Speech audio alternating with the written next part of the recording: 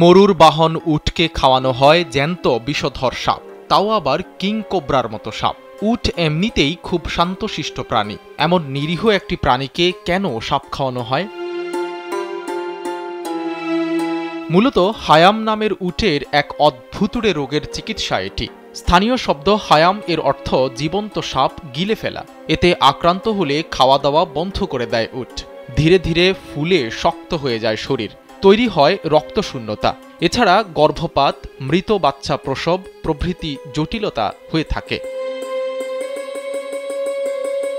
চিকিৎসা করা না হলে মারা যেতে পারে। মারা যাওয়ার আগ পর্যন্ত কেবল সূর্যের দিকে তাকিয়ে থাকে। এর একমাত্র চিকিৎসা বলে মনে করা হয় বিষধর সাপ খাওয়ানো।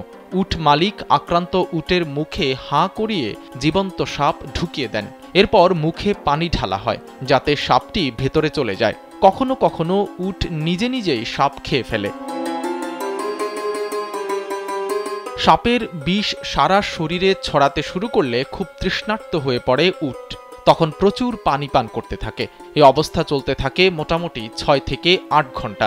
এক পর্যায়ে বিষক্রিয়ার ফলে উটের চোখ দিয়ে পানি ঝরতে শুরু করে এবং অল্প সময়ের মধ্যেই উট সুস্থ হয়ে যায়।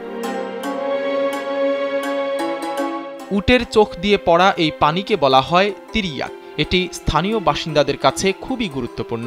অত্যন্ত যত্ন সহকারে তারা এটিকে সংরক্ষণ করেন। তাদের ধারণা, সাপ ও অন্যান্য বিষাক্ত পোকামাকড় দংশন করলে এই পানি নিরাময় হিসেবে কাজ করে।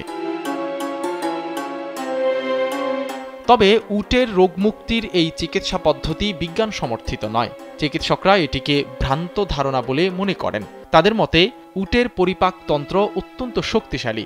সাপের কামড় যেমন উটকে কাবু করতে পারে না, তেমনি সাপ গিলে ফেললেও খুব সহজেই তা হজম হয়ে যায়। উট পৃথিবীর সবচেয়ে শুষ্ক, উষ্ণতম ও সবচেয়ে অনুর্বর জায়গা মরুভূমিতে অনায়াসে বেঁচে থাকতে পারে। তাই এদের মরুভূমির জাহাজ বলা হয়। সারা বিশ্বে 3 প্রজাতির উট রয়েছে: ক্যামেলাস ড্রোমেডারিয়াস, ক্যামেলাস ব্যাকট্রিয়ানাস ও ক্যামেলাস ফেরাস।